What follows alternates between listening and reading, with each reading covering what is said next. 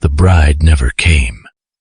200 guests murmuring in their seats, an empty altar bathed in afternoon sunlight.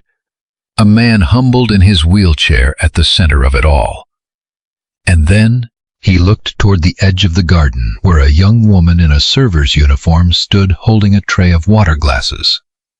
He called her over, and in a voice barely above a whisper, he said, "Please, pretend to be my bride today." The string quartet had been playing the same wedding processional for too long now. Way too long. The musicians exchanged uneasy glances, but kept their bows moving because no one had the courage to give them the signal to stop.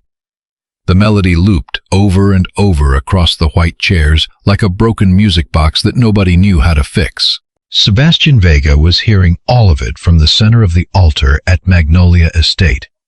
Every measure, every nervous cough, every whispered conversation spreading through the crowd of 200 guests who had traveled from across the country to watch him get married. He gripped the armrests of his wheelchair until his knuckles went white. She should have walked down that aisle by now. The stone pathway remained empty.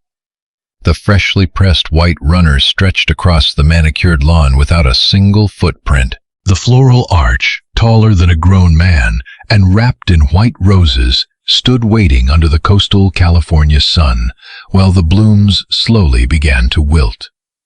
Renata Aldana had not appeared, and by the look on Marcus Herrera's face as he made his way toward Sebastian along the side of the aisle, she was never going to. Marcus was Sebastian's attorney. More than that, he was the one man in the world Sebastian trusted completely. He leaned down behind the wheelchair, a cell phone in his hand, his face the color of bleached cotton.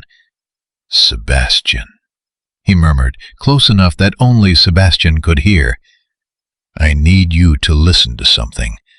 But first, breathe." Sebastian took the phone with a hand he barely recognized as his own. He pressed play. The voice that came through the speaker was not the warm, familiar voice of the woman he had spent the past year and a half building a life with. It was a voice he had never heard before in Renata. Hollow, cold, terrifyingly composed. "Sebastian, I can't do this. Don't wait for me at the altar. I tried. I promise you I tried. But when I woke up this morning, I finally understood the truth. I was not born to push a wheelchair for the rest of my life. I'm not that woman. And you deserve someone who says yes without lying. Goodbye." The recording cut off. Silence fell on Sebastian's shoulders like a wall of concrete. Behind him, the string quartet was still playing. "Tell them to stop," Sebastian said. He didn't recognize his own voice.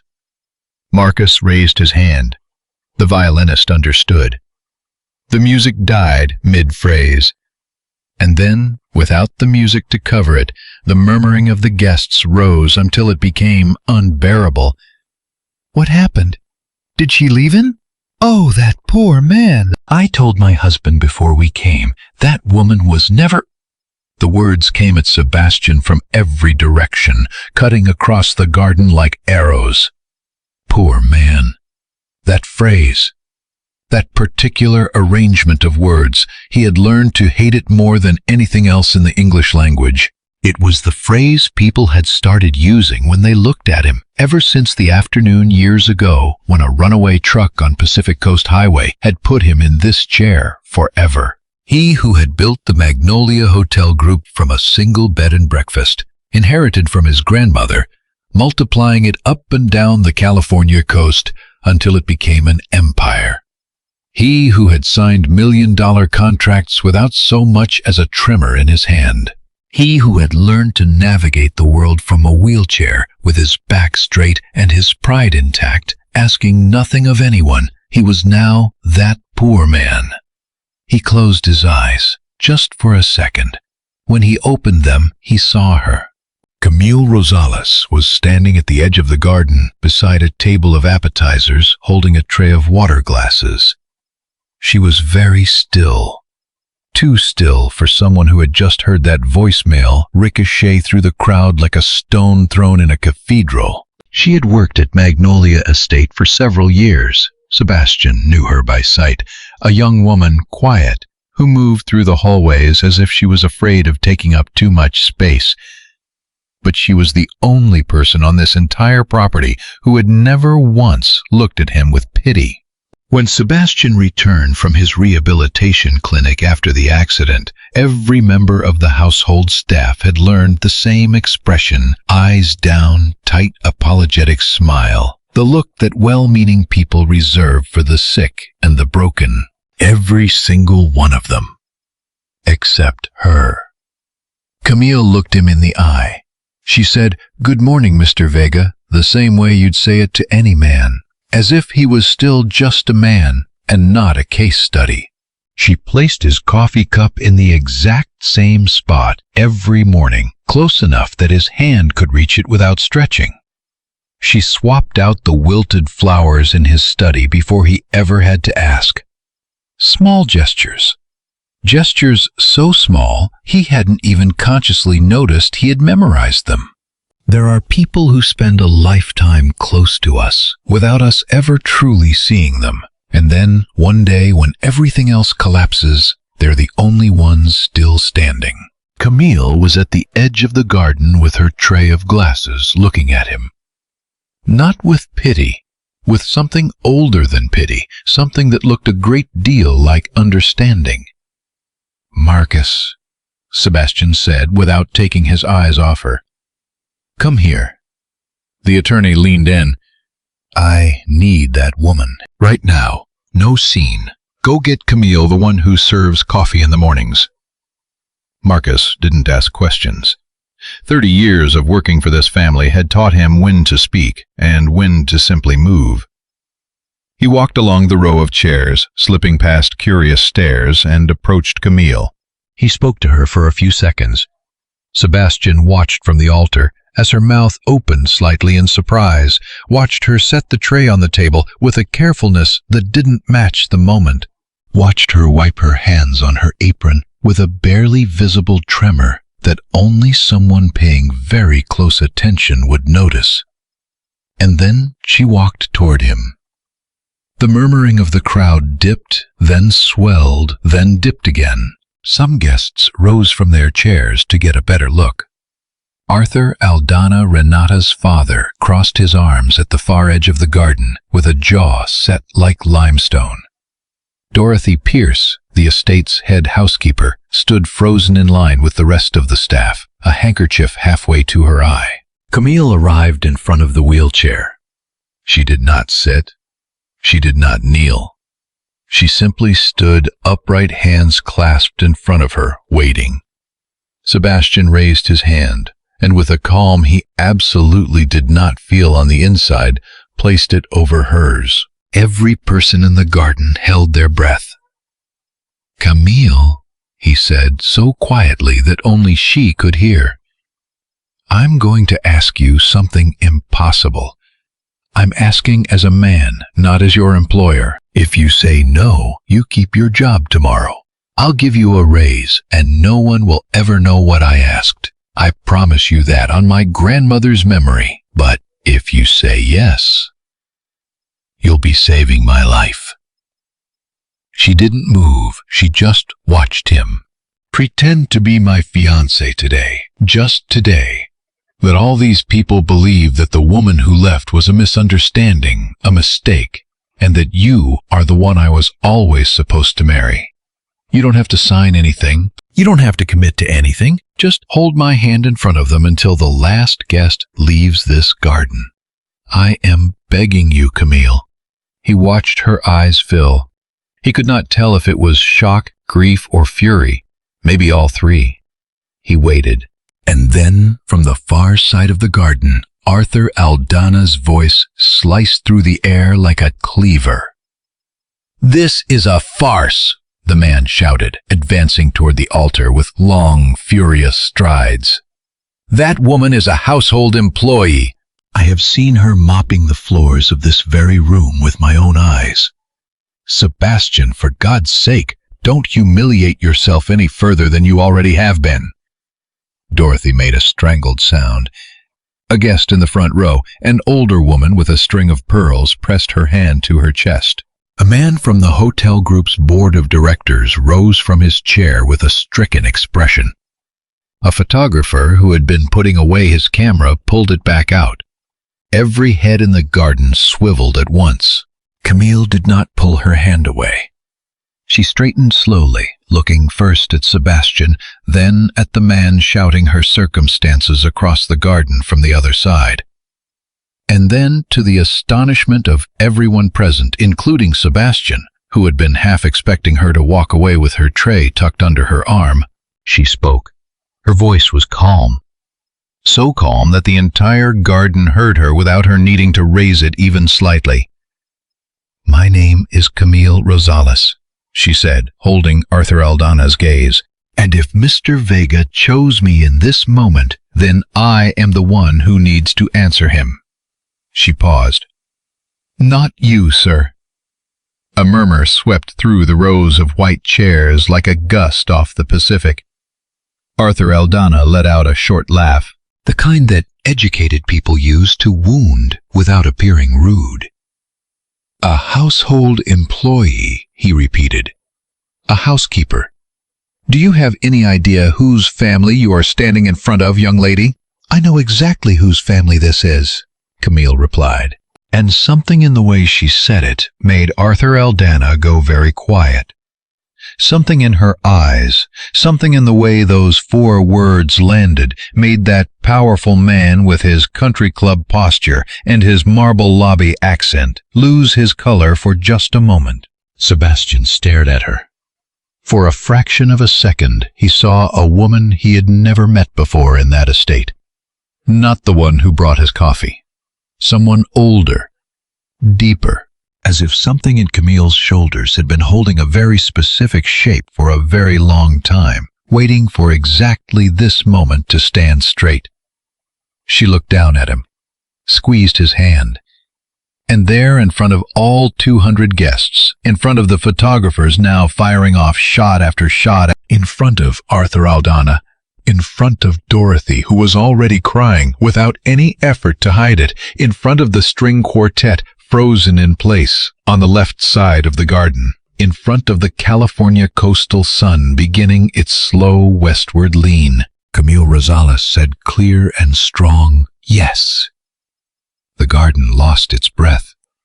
Then an uncertain, stumbling applause began.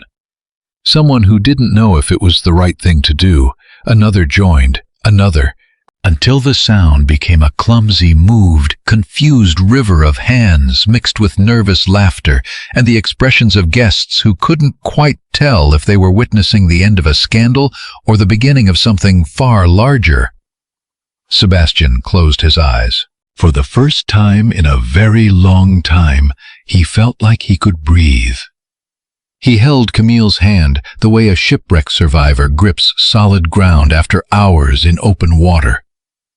And then, while the photographers kept shooting and the guests were still finding their applause, Camille leaned toward his ear. She did it with a composed smile for the cameras. But the words she whispered next, nobody else heard.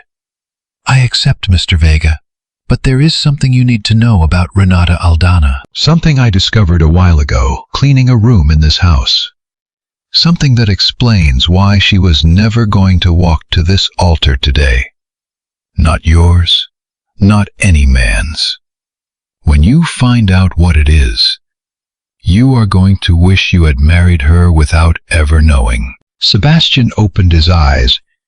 Camille's smile didn't waver for a single second, but her gaze didn't leave his either. And as the applause grew, as Arthur Aldana turned on his heel and walked out of the garden with long, furious steps, as Marcus stood to one side, biting his lip, struggling to understand what had just happened directly in front of him, Sebastian understood something for the first time that entire, unbearable afternoon. The empty altar was not the end of anything. It was only the opening move of a war he hadn't even known he was fighting until 5 hours ago. The last guest left the gardens of Magnolia Estate as the sun began its long lean toward the horizon over the Pacific cliffs. Sebastian watched from the window of his study, the silver medallion his grandmother had given him pressed between his fingers. It was an old habit. Every time he felt the ground shift beneath him, he would take the medallion from his pocket and press the engraving into his palm until the pattern left a small mark in his skin. It was his way of reminding himself that he was still here. Behind him, Marcus Herrera finished locking the study door with 2 full turns of the key. "I dismiss the quartet, the officiant, the photographer," Marcus said in that tired voice of his, the voice of a man who has stopped being surprised by anything. "By tomorrow this will be on every news feed on the West Coast. By noon, some tabloid blog is going to run a photo of that woman holding your hand in front of the altar." "I know." "No, Sebastian, you don't." Marcus set his briefcase on the desk. "By tomorrow morning, someone on the board is going to use this to call for your removal from the company. And they'll have half the votes." Sebastian didn't answer. He kept watching the window. In the garden, the white chairs were scattered like furniture after a storm. The estate staff was collecting them in silence. And at the far end, near the side door of the service wing, Camille was standing, with her hands clasped in front of her, waiting to be called. She had been waiting a good while now, not moving, not asking, not going to find food or water, just standing back straight, eyes down, the way a woman stands who has learned that waiting is its own form of strength. "Bring her in," Sebastian said. Marcus hesitated. "Sebastian, you know what this woman said at the altar, that she had discovered something cleaning a room in this house. As your attorney, I cannot allow you to have this conversation without me present. I need to be in that room when alone, Marcus." "Sebastian, alone." The attorney clenched his jaw, but he had known this man since Sebastian was a skinny kid studying business out of textbooks his grandmother had left him. He knew when to push and when to step aside. He picked up his briefcase, opened the study door, and walked out. His footsteps echoed down the hallway and faded. Camille entered a moment later. She closed the door behind her with the careful, practiced quiet of someone who has spent years learning not to make noise in rooms that don't belong to them. She walked to the center of the study, stopped at a precise distance, not too close, not too far, and only then raised her eyes. Sebastian turned the wheelchair to face her. For a moment, neither of them spoke. The late afternoon light fell at an angle across his desk, casting a long shadow from the medallion across the papers. Outside, someone dragged a chair across the lawn. "Please, sit," he said. She shook her head. "If I sit, Mr. Vega, I'm going to cry, and I don't want to cry in front of you today." Sebastian let a second pass. Then he nodded. "Then stay standing. But stay." Another silence. A different silence from the first, a silence no longer filled with garden noise and guests and cameras. This was the silence of 2 people who had suddenly found themselves alone in a room with something enormous between them. "Camille." Sebastian began measuring each word carefully. "Before we talk about what you said in my ear, I want you to hear something. What happened out there was not fair to you. I put you in a situation no woman should ever be placed in. I used you as a shield in front of 200 people, and for that, before anything else, I owe you an apology. As a man to a woman." She blinked. She hadn't expected that. She had probably expected an employer issuing instructions, an envelope of cash on the desk, a precise timeline of how many more days she would need to keep pretending and when she could return to her uniform. She had not expected an apology. "Mr. Vega," "Sebastian. In here, it's Sebastian." She swallowed, pressed her hands together. But her voice didn't waver when she spoke. "You don't need to apologize. I said yes because I chose to. No one forced me into anything, and that matters. You need to know that before we go any further. I am not a woman who says yes out of fear." She paused. "I said yes because when you looked at me and spoke, I saw something in your eyes that I recognized, something I had only ever seen in one other person before." "Who?" She shifted her gaze toward the window. "My husband, the night before he died at the factory." Sebastian felt something shift in his chest. That was not in any employee record. He had never looked at the personnel files for his household. To him, until that day, Camille had been a quiet presence, moving between the furniture. "I thought you were single." "Most people do." A small smile, no bitterness in it. "I've been a widow for years. My husband worked at a furniture warehouse called Coast Hardwood, an old machine that hadn't been maintained properly. There was an accident. He managed to push a younger co-worker out of the way first. That's why they brought him home, called a hero. That's why I get a pension. Because he died a hero, not just a worker." Her voice trembled for the first time. She controlled it immediately. "My mother has had a heart condition for a long time. My younger sister is still in high school. She wants to be a doctor. I am the only person bringing income into that house. So when you offered me this position at the estate a few years ago, I didn't even ask about the salary. I accepted." Sebastian closed his eyes for a moment. He remembered the day. Dorothy Pierce had recommended her. "A quiet girl," the housekeeper had said, "one who won't give us headaches." And he had signed the contract without lifting his head from the paperwork.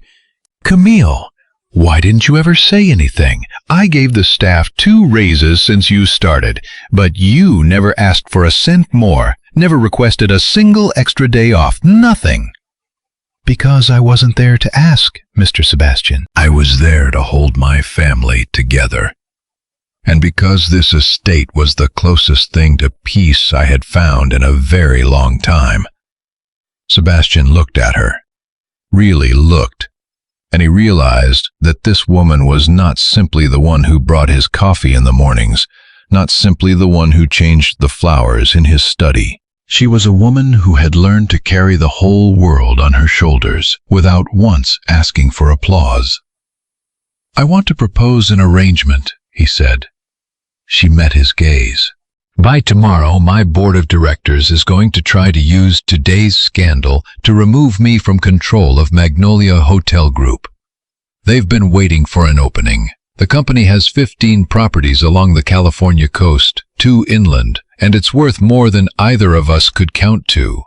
If they bring me down, they bring down everything my grandmother Irene built. And she is currently in a room at St. Lazarus Medical Center with a heart that cannot survive another shock." He paused to breathe. Speaking about his grandmother still cost him something physical. "The only way to stop them is for me to project what the board calls personal stability.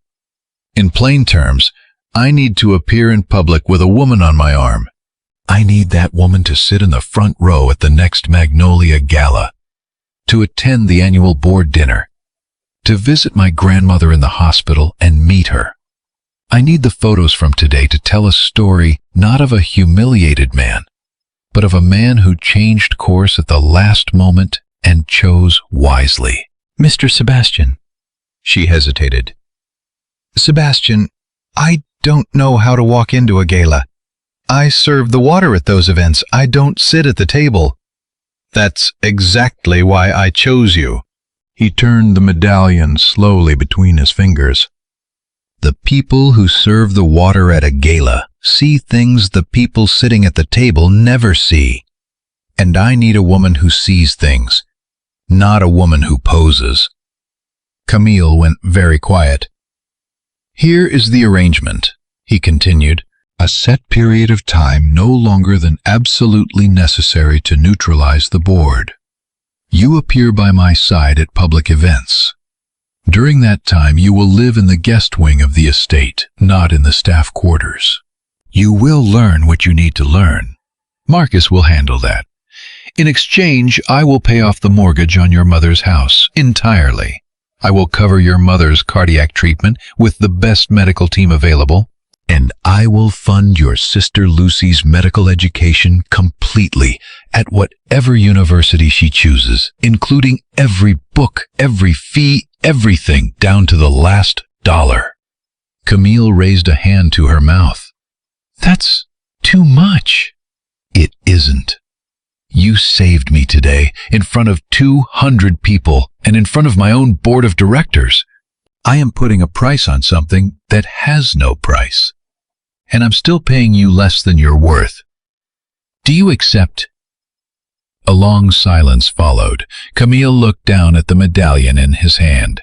Then she lifted her eyes to his and answered with the same steadiness she had shown in the garden. I accept, but with two conditions. Name them. First, when this is over, whatever the outcome, I go back to my own life. I didn't come to this estate looking for a husband. I came here to work. Sebastian nodded. Done. Second, she looked at him directly. During the time we spend together, you do not touch me. Not for photos, not in public, not in private. My hand over yours, yes. Yours over mine, yes. We established that today at the altar. But nothing more. I am not a woman to be used as decoration. I didn't come into this world for that. Sebastian held her gaze for several long seconds. Then slowly, with a gravity that was almost solemn, he replied, Done. You have my word on my grandmother's memory. She breathed. A long, slow exhale, as if something enormous had been lifted from her. Then we have an agreement?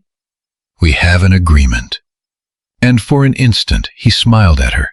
It was a small smile, unpracticed, a little rusty, the smile of a man who hadn't used that particular expression in a long time.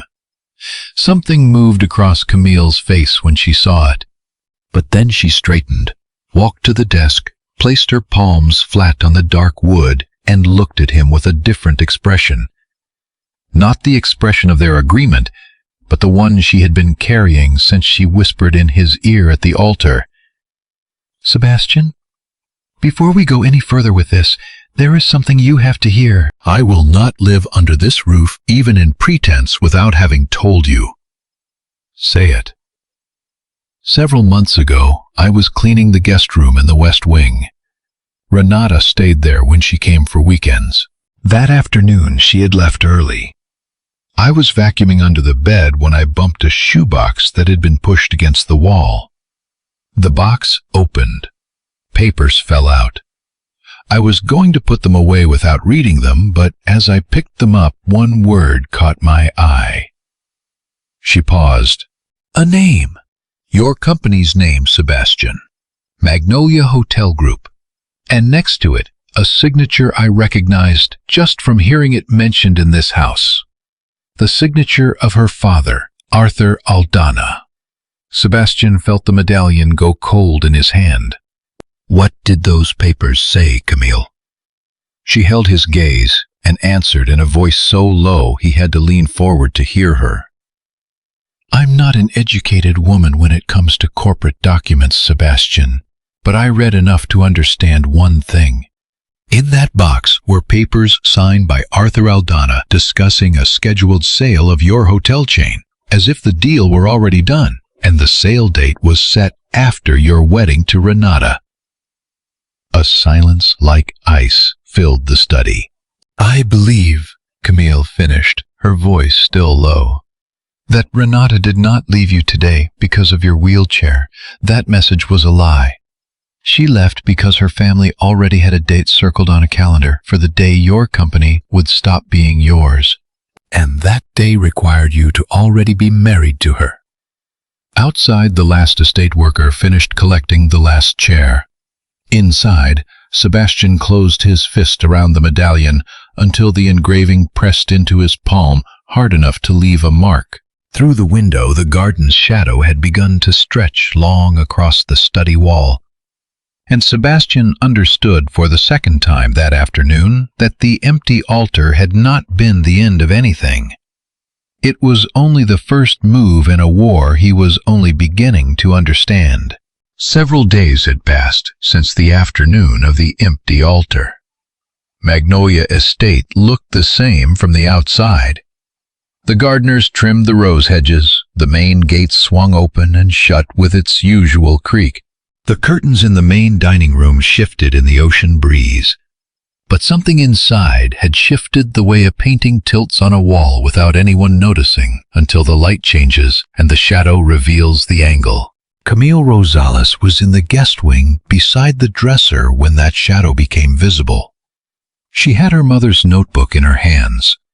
A worn thing, bound in dark leather, its corners bent soft by years of handling. Her mother had filled it with recipes, with pencil-written poems, with grocery lists from the months when money barely stretched to rice and beans. Camille opened it to the last page. The inside back cover was lined with brown craft paper. She ran her fingertip along a hidden seam. Inside, folded with a patience no school could teach, were the papers she had found months ago under the mattress in Renata Aldana's room. "Cammy, sweetheart," the voice came from the doorway. Camille closed the notebook in one smooth motion and set it on the dresser. Dorothy Pierce entered, carrying a dress in one hand and a shoebox in the other. The housekeeper had served Magnolia Estate for 30 years. She had ironed handkerchiefs for Irene Vega when the grandmother still walked the hallways. She had watched Sebastian grow up from a boy. She carried that particular domestic authority that old houses bestow on whoever sweeps their corners long enough. "I brought what we're wearing tonight for the gala. Let me help you with your hair." "I can manage on my own, Mrs. Pierce. Thank you." "Are you nervous?" "Just a little. It's the first time you'll be walking into one of those events through the front door." Dorothy studied her for a moment with a warm smile. "Cammy, honey, I know this whole situation has been unusual, but between you and me, has Mr. Vega mentioned anything more to you about the Aldanas, about some documents, about any private business?" Camille kept her eyes on the dress. "Mr. Vega has only talked to me about the gala. He says I need to smile and let Marcus handle the questions. That's all." "Good, good." Dorothy lingered a moment too long near the dresser. Her eyes landed almost involuntarily on the worn leather notebook. "Is that your mother's?" "Yes, ma'am." "It's beautiful keeping something like that close. Things that belong to the people we've lost." Dorothy touched Camille's arm with the tenderness of someone who had just put something in someone's tea without telling them. "I'll leave the dress. You come down in an hour." When the housekeeper closed the door, Camille stood very still. She picked up the notebook, slid it into her small evening bag, and made herself a promise. That notebook would not spend another minute alone in that room. Not even one. Then came a different knock. Softer. 2 deliberate knuckles. "Come in."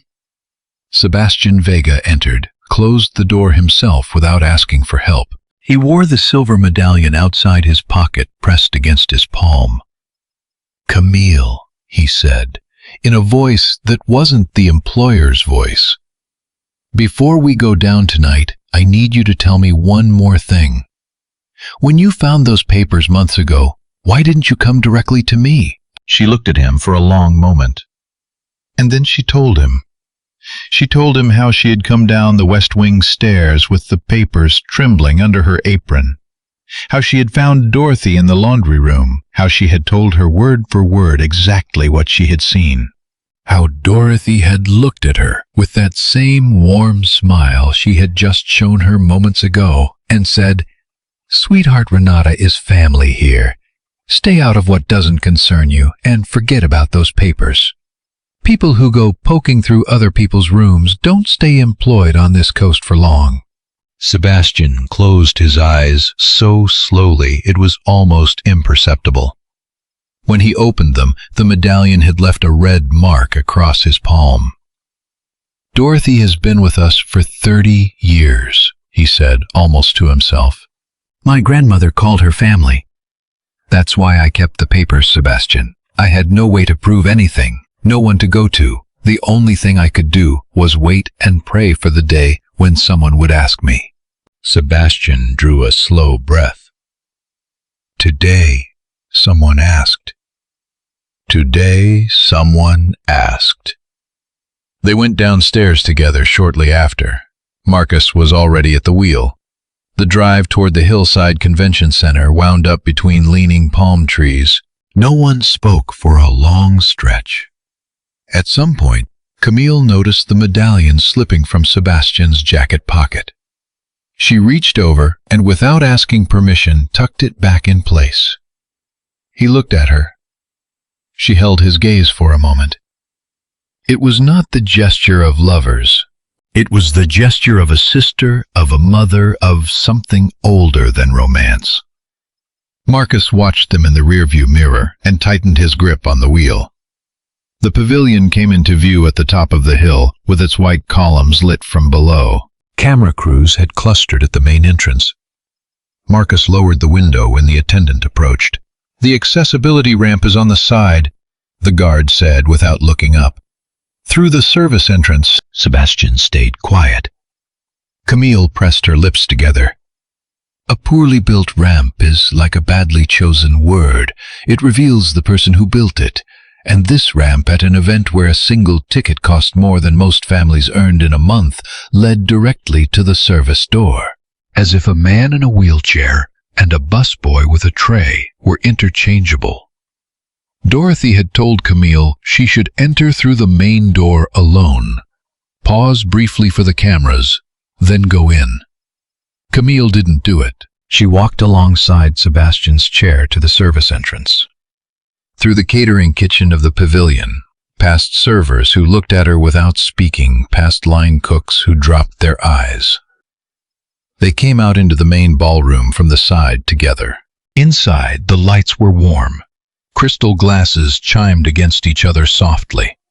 Arthur Aldana was at the far end of the room, near a column, standing with his wife, Beatrice Aldana, a tall, silent woman who had spent years perfecting the art of watching without speaking. Renata was not in the room. Camille scanned every table. She was not there. Arthur Aldana, however, raised his champagne flute toward her from across the room with a smile that was everything except friendly. Sebastian worked through the introductions one by one. "My fiancée, Camille Rosales."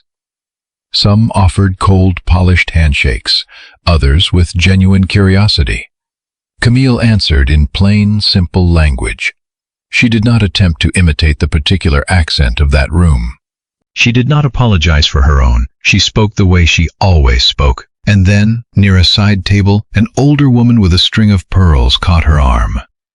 "My name is Eleanor Vandercast. I knew Irene Vega when we were both young women."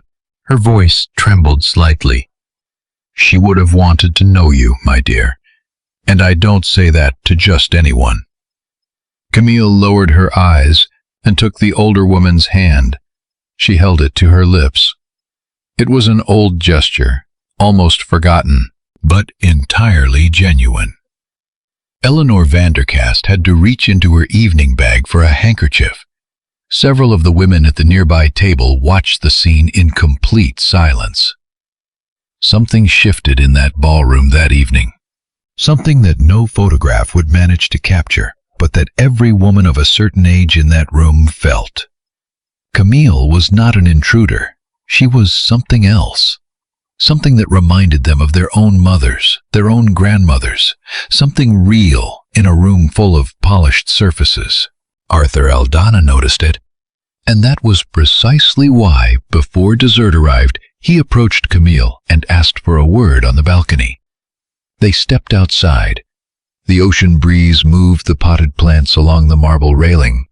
Aldana leaned against the balustrade with the ease of a man who had leaned against balustrades his whole life. "My dear," he said, "I'm not going to waste your time. I know your mother's name, Doris Rosales. I know she is on the waiting list at St. Lazarus Medical Center for a cardiac valve replacement. I know your younger sister Lucy dreams of medical school and can't afford tuition without a scholarship. He smiled with very white teeth. I am a man with friends in many places. One word from me and a waiting list can become considerably longer than your mother's heart has time for. Camille didn't move. She didn't look away. She didn't raise her voice. She let him finish, and when he did, she spoke with a calm so complete that the balcony itself seemed to lean in to hear it. Mr. Aldana, my mother is on that list because her heart wore itself out carrying everything life put on her shoulders, not because of you. And she will come off that list when her turn comes, not when you decide. I wash dishes, sir, not consciences. Yours is your own responsibility. She gave him the smallest, most precise nod, almost a curtsy. Then she walked back inside. Arthur Aldana remained on the balcony alone, his champagne glass trembling slightly in his hand. In the car on the way back, Sebastian spoke for the first time in a long while. Camille, what you said on that balcony, I heard everything. Marcus had a small recorder in your bag. A pause. For security. Forgive me if I need to ask. She smiled, tired, toward the window. Well done. Marcus cleared his throat at the wheel. Sebastian, there's something else. While you were both inside, I received a call from the estate's security system. The camera in the guest wing recorded someone entering Camille's room during the gala. They were in there for nearly 20 minutes. Went through every drawer, lifted the mattress, searched everywhere. Camille felt her blood go cold. Then she remembered. She smiled. Who was it, Marcus? Sebastian asked. Marcus looked at her in the rear-view mirror before answering. Dorothy Pierce. Sebastian closed his fists around the medallion. 30 years. 30 years of service. The woman his grandmother Irene had called family. The betrayer had been living inside the walls of his own home. Camille opened her bag, took out the worn leather notebook, settled it in her lap. She won't find anything in my room, she said, her voice entirely steady. My mother's notebook goes with me everywhere. Where I go, it goes. Sebastian looked at her. And for the first time since the accident that had put him in that chair, since the morning of the empty altar, since the first time someone had called him that poor man, he let out a brief, real laugh, like a man remembering how to breathe. The car climbed the last curve of the hillside road toward Magnolia Estate. The gate lights appeared at the end of the drive, and then Marcus hit the brakes. Standing at the front gate under the amber lamp in a long coat, alone with no car in the driveway, as if she had walked there from somewhere impossibly far away. Renata Aldana had come back, and she was waiting for them. Renata Aldana was standing beneath the amber lamp of the Magnolia Estate gate, wearing a long coat that didn't seem to be keeping her warm. Her hair was pinned back hastily. Her lips were dry and cracked. A small leather bag sat at her feet, as if she had been walking for a long time.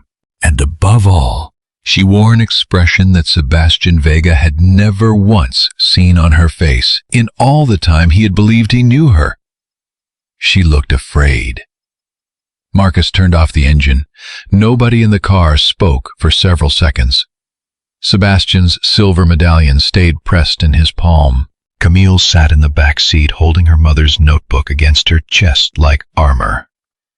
Marcus, Sebastian said quietly, keep the gate closed.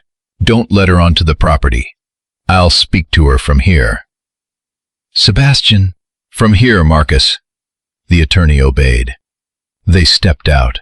Camille stayed 2 paces behind. Sebastian rolled the wheelchair to the closed gate and stopped there, separated from Renata by the iron fencing. Sebastian, Renata said. Her voice shook. I need to talk to you. Please. I have nowhere else to go tonight.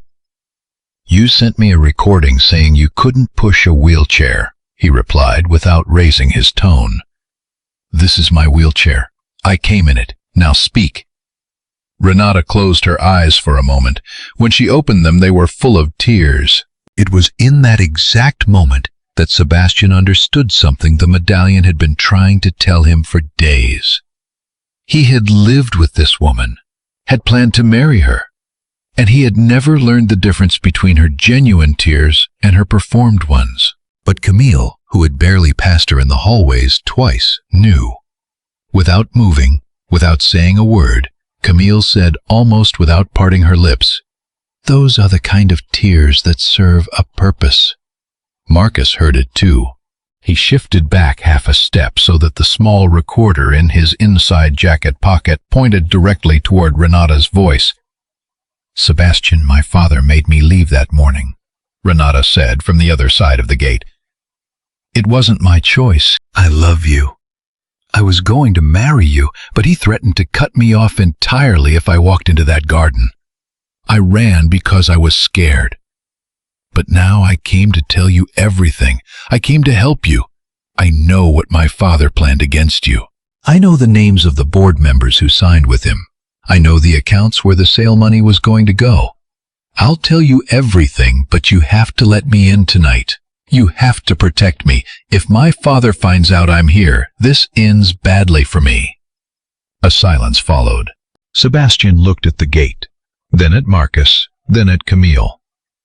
"Renata," he said, with a calm that genuinely surprised him. "You'll spend tonight at the Harborview Hotel downtown.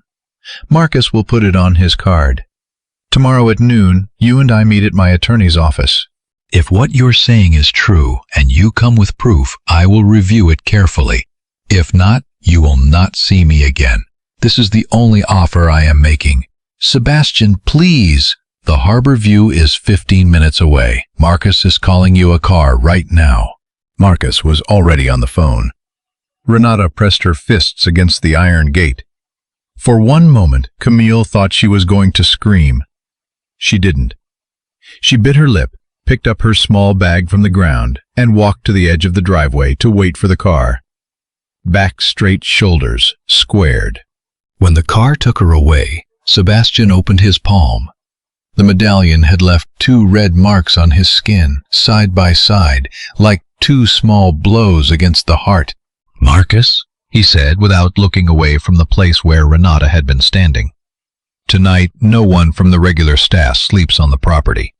Send everyone home with a paid day off. I want the estate empty. Just Camille, you and me. And Dorothy. Dorothy stays too. We'll decide what to do with her in the morning." Done. Later in the study, Sebastian unfolded the papers from Camille's worn leather notebook and spread them across the desk. They were 3 typed sheets, a clean letterhead, a recognizable signature at the bottom. Marcus read them with his glasses on the end of his nose, then reread them, then removed his glasses and pressed his fingers against his eyes. "Sebastian, this alone isn't enough to bring Aldana down completely, but it's enough for one very specific thing. I can file with the commercial court first thing tomorrow morning for an emergency injunction freezing any sale transactions. If I present this, no one can sell a single chair from Magnolia Hotel Group until everything is resolved." "File it. I'll need the notebook as evidence custody." Camille shook her head. "Take the papers. The notebook stays with me." Marcus looked at her, understood, nodded. Done. When Marcus left the study, Sebastian and Camille were alone. Outside, a light rain had started up, tapping at the window glass with almost no sound. "Camille," Sebastian said, "tomorrow, at first light, I'm going to St. Lazarus Medical Center. My grandmother Irene had a difficult night, according to a message I got about an hour ago. Would you like to come with me?" She was surprised. "Me? But your grandmother doesn't even know who I am." "She knows you. The night nurse showed her the altar photos from the news. For 3 days now, my grandmother has been asking to speak with you. I didn't want to bring you while everything was this raw, but I can't keep putting it off. Camille took a slow breath. I'll go. At first light, they left for the hospital. The rain had stopped. The sky above the coast was washed clean and pale. St. Lazarus Medical Center was a 3-story building, white and austere, with a garden courtyard visible through the lobby windows. Irene Vega's room was on the top floor, looking over a small interior patio with an old palm tree. When Camille pushed Sebastian's chair through the doorway, she stopped at the threshold. Irene Vega was a small woman, fragile, her white hair arranged carefully by a gentle-handed nurse. She had eyes of an unusually clear blue. An IV line ran into the back of her hand, and at her throat hung a silver medallion identical to her grandson's.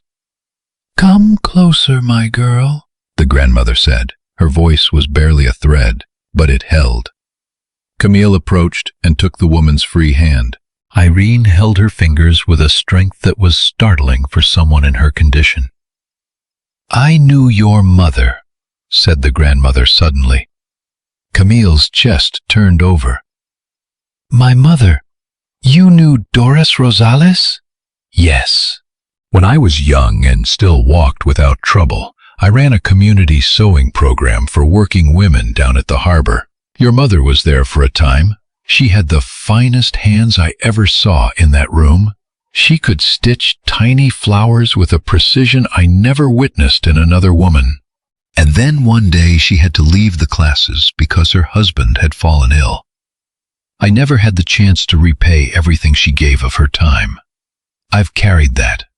She pressed Camille's fingers again. "I'm glad life has sent her back to me and her daughter." Camille had to raise her free hand to her mouth. Sebastian looked at his grandmother, then at Camille, then up at the white ceiling, swallowing in silence.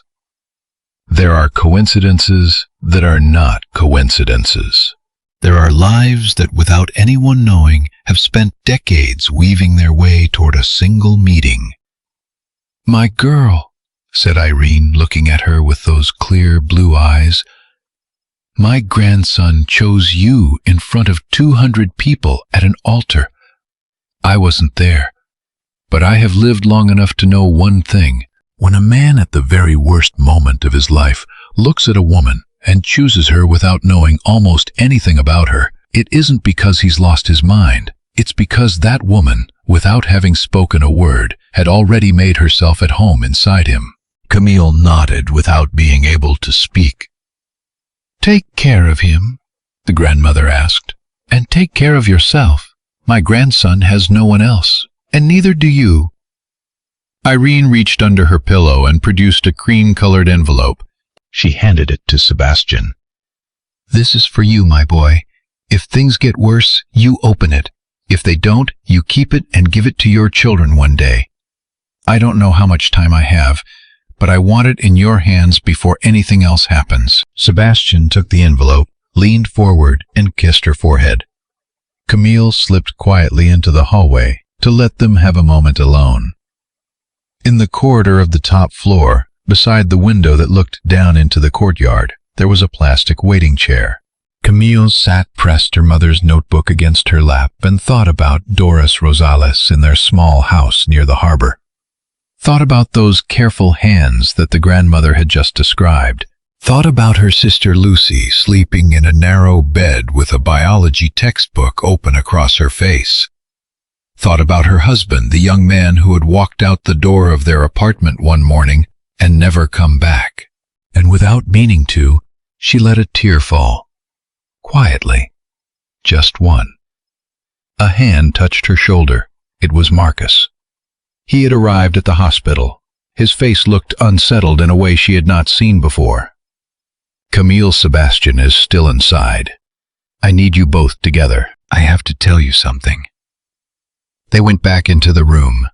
Marcus closed the door gently so as not to disturb the old woman, who had drifted into sleep with one hand resting on her chest. The injunction I filed this morning was accepted, Marcus said. Magnolia Hotel Group is frozen for any sale transactions until further court order. He breathed. But I didn't come only with that news. When I left the courthouse, someone was waiting outside for me. Someone who asked to speak privately. A coffee shop near the court. She came without an attorney, without a driver, without anyone. Who, Marcus? Marcus moistened his dry lips. Beatrice Aldana, Arthur's wife. Renata's mother. Sebastian didn't move. And what did she want? She wanted to tell me something, Sebastian, about the accident that put you in that chair. The silence in the room became so dense that the slow, steady breathing of Irene Vega in the hospital bed was the only sound. Camille felt the notebook trembling in her hands. Sebastian placed his palm over the medallion, which no longer just hurt in his hand, it hurt somewhere inside, as if for the first time he was beginning to understand what that small piece of old silver had been holding all these years. Marcus, he said. The voice that came out was not the employer's voice, not the fiancé's voice, not the grandson's voice. It was the voice of a man who had suddenly understood that his entire life had been told to him backwards. Say that again, slowly. Marcus took a slow breath. He opened a small notepad from his inside jacket pocket, turned to a marked page. That truck without brakes, Sebastian. The one that put you in this chair. Beatrice says it wasn't an accident. She says the truck was rented 2 days before, under the name of a man who is now dead, a driver who was paid in cash. Beatrice says she was in the room when her husband closed the deal. Sebastian closed his eyes. For a moment the entire room seemed to tilt, as if the wheelchair, after years of stillness, had rolled into an invisible step. Camille moved closer and placed her hand on his shoulder. She said nothing, just left her hand there. He let her. Marcus, he said, opening his eyes, why did Beatrice come forward right now? We're talking about years. Why today? Because Renata was not the first woman, Sebastian, and because what was supposed to happen to you after the wedding wasn't just losing the hotel company. It was losing much more. Explain. Marcus leaned in. His voice dropped so low that Camille had to step closer to hear him. Beatrice says her husband had signed a contract with an outside investment group. Not only was he going to sell the hotel chain, he was also going to have the board declare you mentally unfit to manage your affairs after the wedding, citing post-accident trauma and depression. Renata would sign as his authorized spouse. You would be committed to a private psychiatric facility in the interior of the state indefinitely.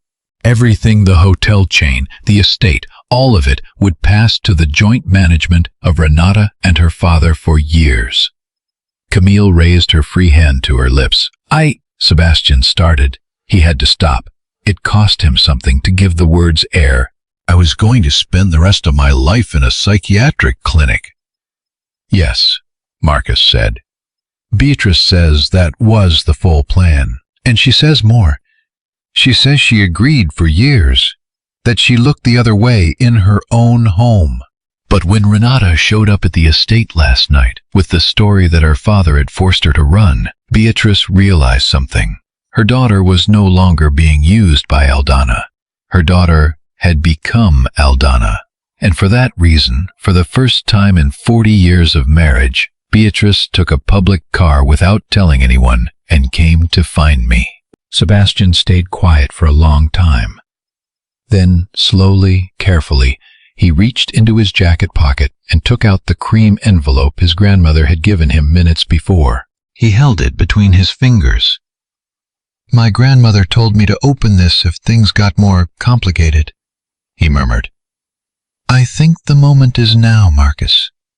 Camille moved to give them privacy.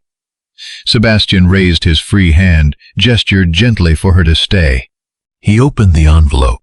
Inside 2 handwritten pages in Irene's labored script. Sebastian read them in silence. His eyes grew wet. He turned the first page, then the second. When he finished, he folded them with a careful, almost reverent deliberateness and handed them to Marcus. "Read them. I can't speak them." Marcus read. When he finished, he looked at Sebastian with an expression Camille had never seen on the attorney's face. "Your grandmother," Marcus said quietly. "She knew Sebastian. She's known for years." "Since a few months after the accident. That's why she had you study corporate law. That's why she set up the company's ownership structure so that only you can unlock it. That's why she never wanted you to marry Renata Aldana, though she never said it out loud." Sebastian raised both hands to cover his eyes. He held that position for a long moment. When he lowered them, Camille saw a single tear fall onto his trousers. Just one. Sebastian, who had withstood the empty altar without a public sound, was crying now. Quietly. For the small woman asleep in that hospital bed. "She protected me," he said. "She protected me all these years, without telling me. So I wouldn't lose my nerve, so I would still feel like a man and not someone afraid of his own life." Camille knelt beside the wheelchair. Without asking permission, she took both of his hands. She held them to her lips, one, then the other. The way her mother Doris had taught her to honor the hands of elders in their neighborhood back home. Sebastian closed his eyes. Irene Vega, in her bed, drew a long sighing breath without waking. As if somewhere in the deep place where she was resting, she had felt the scene. They returned to Magnolia Estate at the end of the afternoon. The estate was empty as Sebastian had ordered. Only the gate guard far off at the entrance watched over the property. Dorothy Pierce had left that morning with her paid day off, suspecting nothing. Marcus locked himself in the study with 3 folders. Camille stayed with Sebastian in the main living room. And then the gate intercom rang. Marcus checked the security camera. "It's Beatrice," he said. "She asked to come this afternoon to deliver documents. She's earlier than expected." "Let her in." Beatrice Aldana arrived in the living room with the bearing of a woman who has stopped expecting anything from life and who has therefore decided finally to tell the truth. She carried an old leather bag. Sebastian offered her a seat. Camille brought her a glass of water without being asked. Beatrice took the glass with hands that trembled not from fear, but from the weight of decades. "Sebastian, my boy," she said, looking at him directly, "I knew your grandmother when we were 2 young women at a church social in Paso Robles. Irene married a man who respected her until his last day. I married for position and security, a man who never respected me. That is the entire difference between your life and mine." She opened the bag. "This envelope contains the names of the board members who accepted payments from my husband. 6 of them. 3 are the visible leaders. The other 3 are follow votes." She touched the second envelope. "Inside are the payment receipts to the truck driver. My husband kept them for his own protection. I copied them months ago when I understood where the wedding was heading." She touched a hardcover notebook secured with a rubber band. "This is in my own handwriting, a signed, dated statement. If your attorney presents it, I will hold to it in court. I won't walk away." Marcus opened both folders and began cross-referencing names. His expression tightened with each page he turned. He worked in silence for 5 minutes. Then he looked up at Sebastian. "Sebastian, this is complete. With this, it's not just an injunction. This is enough for criminal charges. Against your board members, against Aldana, and unfortunately also against Renata because she signed documents knowing what she was signing." Beatrice closed her eyes. One tear fell onto the coffee table. "My daughter will have to answer to the law, I know. That's why I came." Sebastian regarded her for a long moment. "Beatrice," he said slowly, "I'm not a judge. It's not my place to decide what happens to your daughter. But I will tell you one thing, speaking as a man to a woman, with my intended here beside me." Camille looked up, startled by the phrasing. "If your daughter had walked into that garden on our wedding day, she would be a worse woman than she is now, because she would have started an entire life of lying beside me every day until the day she decided to sign my commitment papers.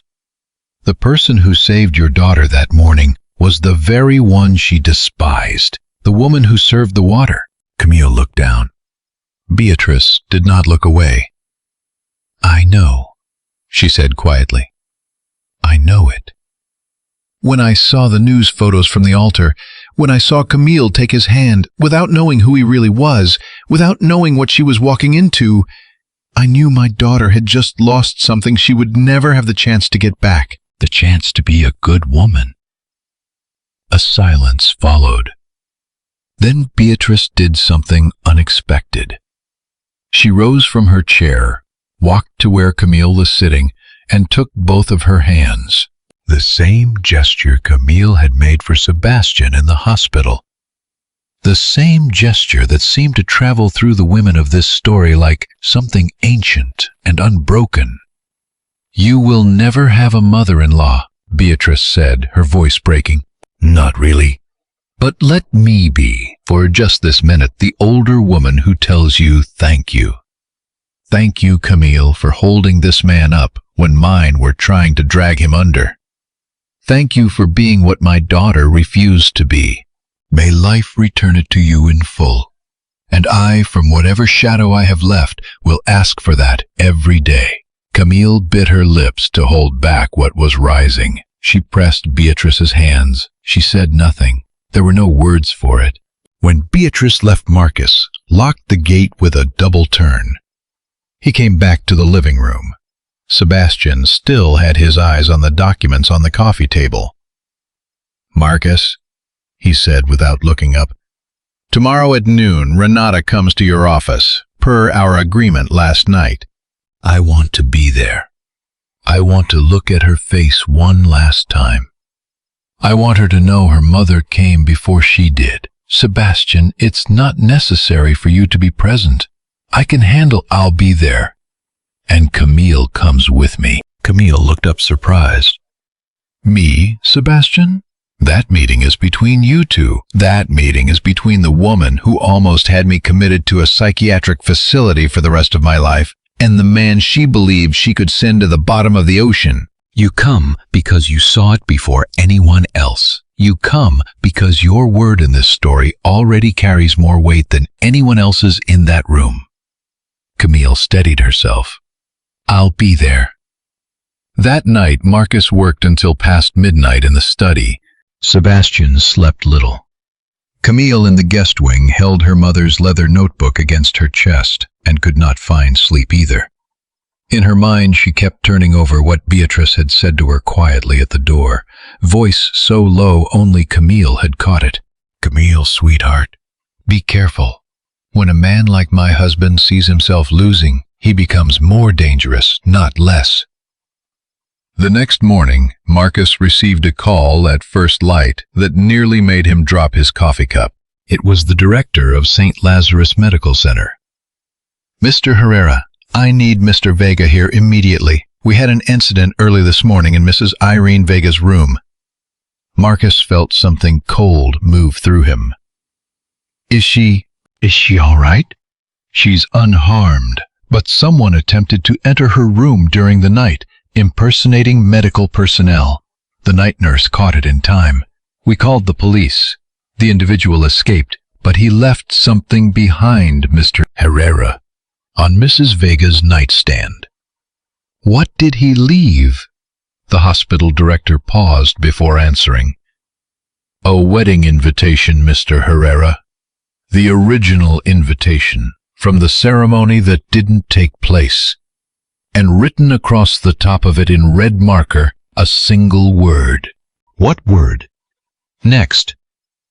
The emergency session of the Magnolia Hotel Group Board of Directors was called for noon the following day in the top-floor conference room of the corporate tower in downtown San Esteban. Marcus filed for it officially that same early morning. The moment he hung up from the hospital director, the moment he heard the word written in red marker over the nightstand of Irene Vega. Sebastian Vega Montenegro did not sleep that night.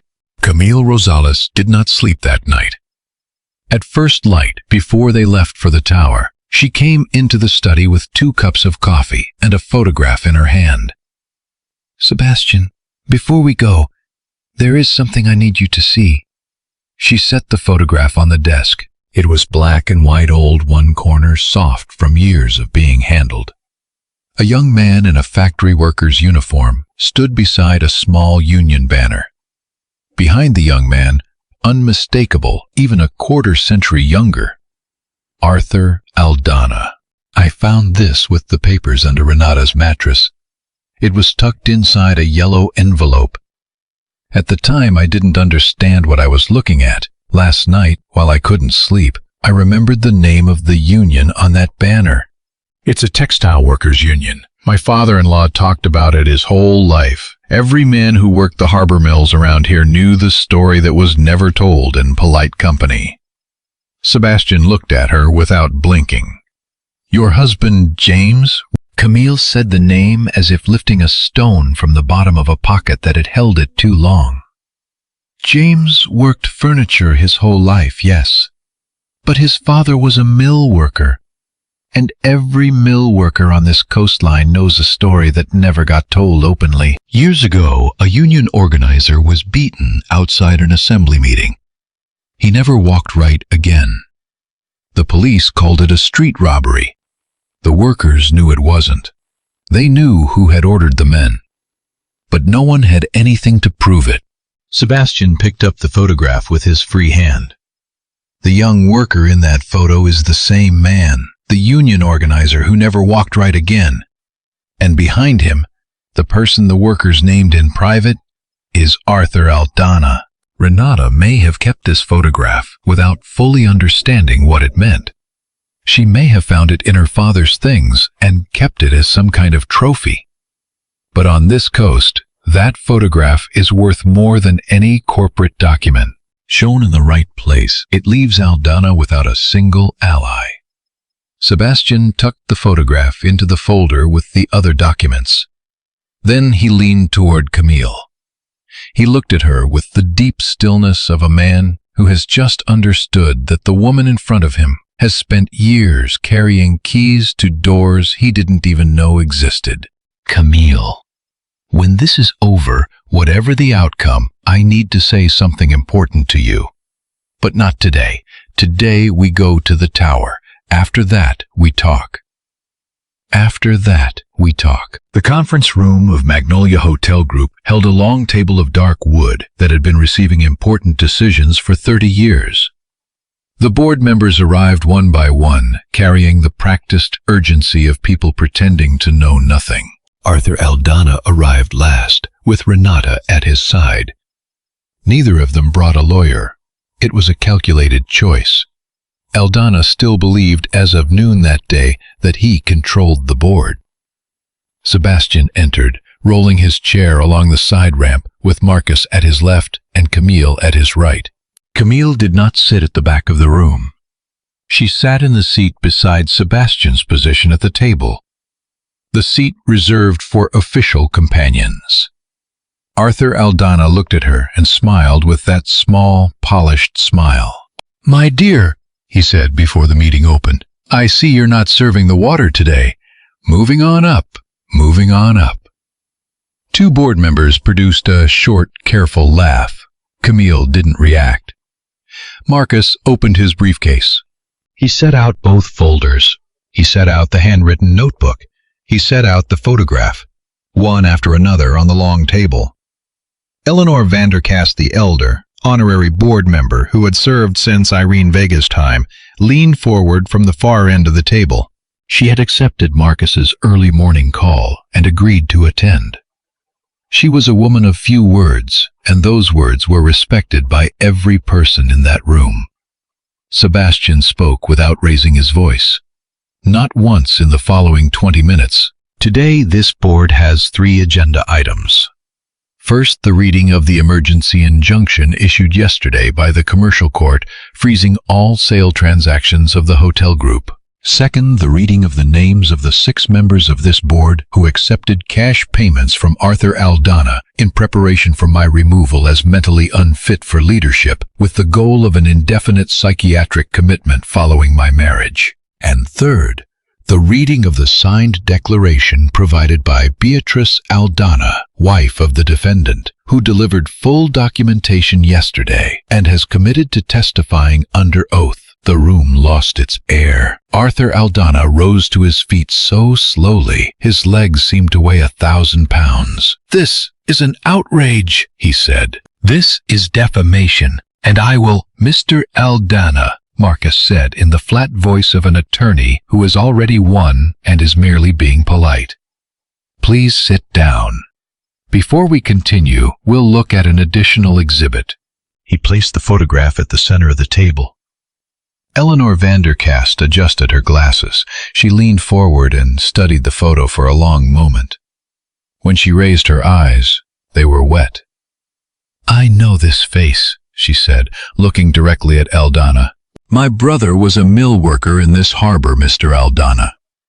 I grew up hearing a name in our house that was never spoken above a whisper. Today, I can finally put a face to it." 3 board members pushed their chairs back, just slightly, away from Aldana. A small gesture. But everyone in a room built on power knew what a small gesture was worth when the balance tipped. Renata Aldana bit her lip and began speaking. I'm going to tell my part. I'm going to cooperate." "I didn't know, Miss Aldana," Marcus cut her off without looking at her. "Your part you tell to the district attorney's office. You don't have the floor in this board meeting." Renata sank into her chair. For the first time in her adult life, she looked like a small woman. Sebastian raised a hand and asked for the floor one last time. He looked at Camille. Then he spoke. "There is someone in this room who is not a board member, not a shareholder, not an attorney. But she has more right than anyone here to speak the final words of this meeting. Camille, if you want to, the floor is yours." Camille stood slowly. She placed her hands flat on the long table, the way she had on Sebastian's desk that first evening in the study. She looked at the 6 compromised members. She looked at Arthur Aldana. She looked at Renata. She looked last at Eleanor Vanderkast, who gave her the smallest, most dignified nod. "My name is Camille Rosales," she said, her voice steady. "I'm a housekeeper. I've worked at Magnolia Estate for several years. I do laundry, I serve coffee, I change linens. I have never attended a business school. I have never signed $1 million contract." She paused. "But there is one thing I learned carrying trays through rooms like this one, and I am going to say it in front of all of you one time, so you remember it." The room held its breath. The people who serve the water at a table see things that the people sitting at the table never see. And all of you have spent years believing that the people who served your water had no eyes. She let that sit. Today, you find out they did. Today you find out those eyes have been watching for a long time, remembering everything and waiting for the right day to speak. This is that day. She held the stillness for one more breath. "I didn't come here to humiliate anyone. I came only to give back the look you never thought would be returned." The silence in the room was absolute. Eleanor Vanderkast began to applaud first. Slowly. 1 twice again. The sound spread to 3 board members, then 1 more, until half the table was applauding with a strange, solemn, genuine weight. Arthur Aldana was escorted from the room by corporate security. Renata walked out behind him, crying openly. The 6 compromised board members signed their resignations before leaving. Marcus received them one by one, stamping each with the company seal. When the room emptied, the 3 of them remained, Sebastian, Camille, and Marcus. Eleanor Vanderkast stopped before leaving. She took Camille's hands. "Camille, my husband and I decided years ago to direct part of our estate to a foundation that pays full university scholarships. Your sister, Lucy Rosales, if she passes the medical school entrance exam, her full education is funded, today, this minute, by the Vanderkast Foundation. No conditions, no contract to sign, no obligation to anyone." She smiled. "It is my way of repaying your mother for the sewing classes that my dear Irene never quite settled." Camille raised a hand to her mouth. She couldn't speak. She only nodded quietly, undone by the tenderness of it. Eleanor Vanderkast kissed her forehead the way a grandmother does. Then she was gone. On the drive back to the estate, Sebastian received a call from the hospital director at St. Lazarus. The man's voice was different from the last call, different in a way that made Sebastian's hand tighten on the phone. "Mr. Vega, your grandmother Irene. She woke up about an hour ago. She is asking to see you, and she keeps repeating something the nurses can't quite interpret. She repeats a name, Camille, and she repeats a word, chapel. She says she wants you both to go to a chapel. She says it is the only thing she wants to see with her own eyes before she lets go." Sebastian closed his eyes. Camille beside him placed her hands on her mother's notebook. That evening, in the study of Magnolia Estate, Sebastian opened a folder his attorney had never looked inside. He found a name. He made a call. He arranged for a visit the following morning to a small chapel surrounded by old oak trees on the edge of town. It was called Our Lady of the Oaks Chapel. And then, for the first time in years, he dialed a number he had saved and never used. He waited through the rings. When she answered, he said only this: "Mrs. Doris Rosales, this is Sebastian Vega. I am calling to ask your permission to come to your home at first light tomorrow morning and bring you somewhere very important in my car. I cannot tell you more on the phone. I only ask that you trust me enough to come, and please bring your daughter Lucy with you." A silence on the other end. Then a voice, small, tired, filled with something Sebastian didn't have a word for. "I'll come, son. I'll come." The coastal dawn arrived, pale and washed, as if even the sky understood that this day was going to be different.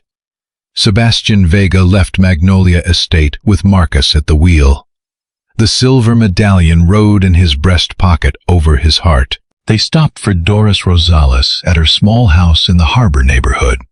The facade was weathered by years of salt air. Doris was waiting at the door, wrapped in a shawl, leaning on the arm of Lucy Rosales. The younger sister had the wide eyes of a teenager who doesn't quite understand what she's doing there, but has learned a long time ago not to ask when her older sister gives instructions. Sebastian got out of the car, rolled to where Doris stood, and took her hands in both of his. Then he said, without preamble, what he had rehearsed through the whole night. "This is Rosales. Many years ago, my grandmother Irene Vega paid your mother for sewing classes and never quite settled the debt. Today I am coming to take you to a place where my grandmother wants to ask your forgiveness for that in person, and where, if she still accepts me, your eldest daughter is going to marry me in a small chapel at the edge of town." Doris looked at him.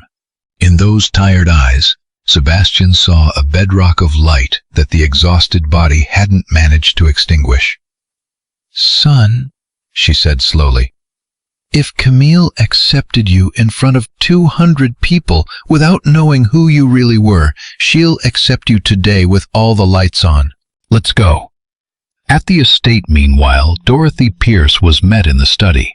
She arrived thinking she was returning to a job she had held for 30 years. When she walked in, she found Camille sitting in the main chair, her mother's worn leather notebook in her lap. Dorothy stopped in the doorway. "Dorothy," Camille said without raising her voice, "Mrs. Vega called you family in other times. Out of respect for that word, no one is filing a police report. Marcus has the guest wing security footage in a locked safe. That safe stays locked permanently." She paused. "But you will not set foot in this estate again, not ever. Your retirement benefits have been deposited. Your belongings are packed. May life weigh on you only as much as justice requires, and nothing more." Dorothy opened her mouth, then closed it. She lowered her head and walked out, escorted by the gate guard, in silence. When the electric gate closed behind her, Camille took a breath that reached all the way down. For the first time in months, the estate felt like a place she could actually inhabit. Our Lady of the Oaks Chapel sat at the end of a dirt road lined with old trees. It was a small stone building with a red tile roof that the morning sun was beginning to warm. No guests, no photographers, no board of directors, just the people who mattered. Irene Vega arrived from St. Lazarus in a hospital transport cleared by the medical director personally. A rolling bed was brought to the chapel entrance and positioned just inside the door so the grandmother could see the altar from where she lay. Her blue eyes were very clear. The attending nurse whispered to Sebastian that this particular clarity was likely a grace that might not repeat. Camille entered on the left arm of her mother Doris and the right arm of her sister Lucy. She wore a simple dress, no trailing veil, no floral crown. Only a small sprig of jasmine from the estate garden held in her right hand. She had done her own hair in front of the mirror in the guest wing before dawn, with the steady hands of a woman who knows that big days don't get delegated. Doris walked slowly, pausing every few steps to breathe. Lucy held her mother's elbow with the quiet tenderness that belongs only to younger sisters who have suddenly understood that older ones need caring for, too. Sebastian waited at the foot of the altar. Marcus served as witness. Eleanor Vandekast sat in the first pew the family the world was giving them. When Camille reached the altar, Irene raised one thin hand and asked the priest to pause. "Wait, Father," she said in a voice barely a thread but unbroken. "Before this girl swears anything before God, her almost grandmother in Christ needs to ask forgiveness of her mother, right here in front of everyone." Doris Rosales moved to the hospital bed. She took Irene's hand. "There is nothing to forgive, ma'am," Doris murmured. "Those classes gave me some happy afternoons, in a life where happy afternoons were scarce." "Our daughters," Irene answered with a breath of a voice. "Sometimes they cross paths in ways their mothers cannot understand until nearly the end. Yours and mine crossed. May the same God who joined them late forgive us both for not finding each other sooner." The two older women held each other's gaze. Doris kissed Irene's hand. Irene kissed Doris's forehead. Only then did the priest continue. Sebastian took Camille's hands and said his vows, slowly looking directly into her eyes. He told her he had chosen her in the worst moment of his life because she had already made herself at home inside him without his knowing. He told her the wheelchair was only furniture, but she was the roof. He told her he wasn't asking her to carry him only to walk beside him, that the steps his legs couldn't take together, they would share. Camille answered with a quiet that moved every person in that small stone room.